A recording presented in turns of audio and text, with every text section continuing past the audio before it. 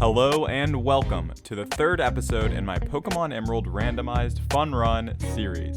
If you haven't already, please go back and check out the other 2 episodes, and then I hope to see you here.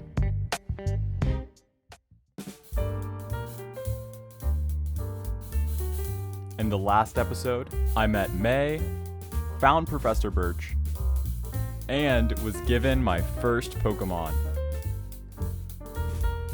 In this episode, we will start to get to know William the Magnemite, and now that I have a Pokemon of my own, I need to go find May so that she can teach us what it means to be a Pokemon trainer. First, let's spend a moment getting to know William. William is the electric steel type Pokemon Magnemite. It has the randomized ability Pick Up and an adamant nature. William happened to be holding a poison bar, we'll take a look at that later, and William knows the moves Metal Sound and Tackle. Tackle is a normal type move. You probably know that the type of a Pokemon move matters. But did you know that a Pokemon's move type matters more in generations 1 through 3 than it does in the recent generations? Here's how.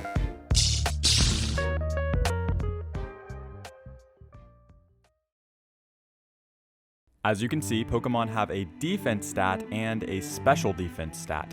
In recent generations, attack moves are assigned either physical or special based on the idea of the attack.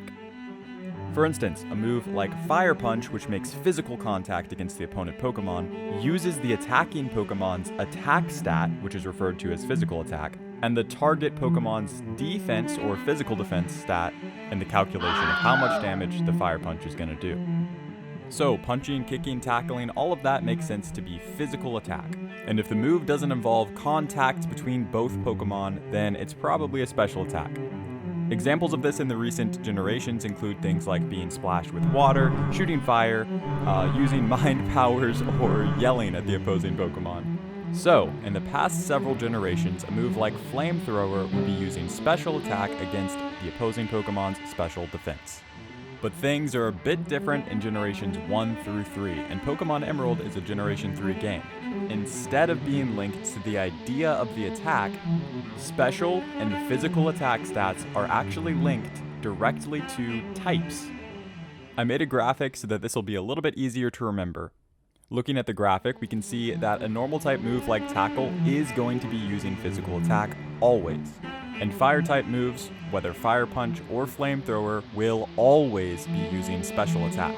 Now, you do not need to memorize what every type is linked to in order to enjoy this playthrough. But for those who are familiar with Pokemon and want to memorize this graphic, here's a helpful tip.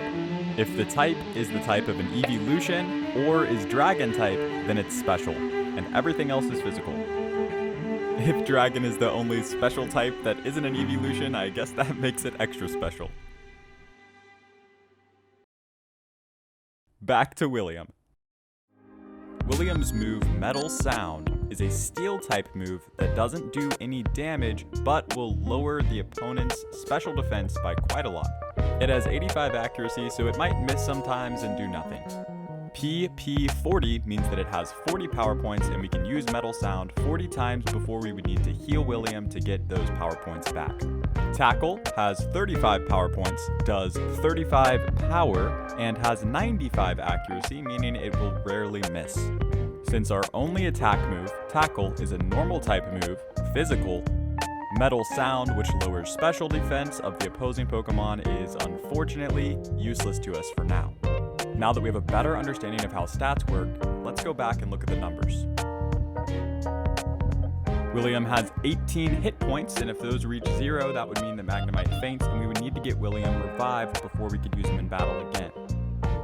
William's attack or physical attack stat is 9, and his special attack is 12. This means that he'll do more damage with special attacks, but right now we only have a physical attack, Tackle. William has 13 defense and 10 special defense. At this point, there isn't a huge difference in stats, but this does mean that we'll be a little bit better at tanking hits from physical attacks than from special attacks in general. Excluding priority moves that go first or moves that always go last, the speed stat determines who moves first on the battlefield. William has a speed stat of 9. You probably know that Pokemon types can be super effective against other types, not very effective against some types, or just do regular damage to other types. Instead of getting into all of that, I'll find a picture of a type chart for Generation 3, and then I'll share that up on the screen and credit wherever I got it from.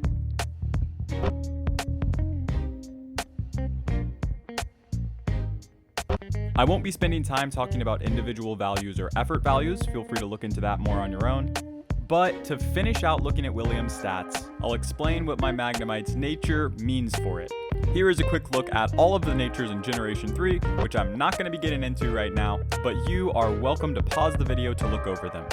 Pokemon of the same species can have different natures, and that will slightly affect their stats. Adamant is a popularly sought after nature because it raises a Pokemon's physical attack and lowers their special attack, which is amazing for Pokemon that don't use special attacks because they don't get any drawbacks and they have better physical attack. Unfortunately, Magnemite as a species do use special attacks and they have a better special attack stat than physical attack stat. It shouldn't matter too much for this playthrough, but it can be helpful to note natures and take that into account when making decisions. And that's William.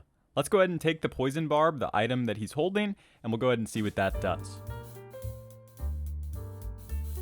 Poison Barb, a hold item that raises the power of poison type moves. Okay, neat. We'll keep that in our bag for now, and if we have a Pokemon that has a poison type move, we can consider giving this to them to hold so that the poison type move will do a little bit more damage. I also have the potion that I picked up last episode, so we have two useful items that might come in handy later on. The potion restores hit points, so that could be useful in battle or out of battle, but then it disappears after being used, while we can assign the Poison Barb to any one Pokemon at a time and enjoy its effect without it disappearing. So we've got all of that knowledge, but though I have my own Pokemon now, I haven't actually done any Pokemon training yet in this playthrough. So let's get out of the lab and into the field. We need to find May and learn from her what it means to be a Pokemon trainer. With William, I set off to find May, and the first place I went to look was May's house. May wasn't there, but by talking with May's family, I learned that May went out to Route 103 just a little while ago. I know that Route 101 is right above Little Root Town, so it would make sense that Route 103 is past that. All right, William, are you all ready? Let's head north.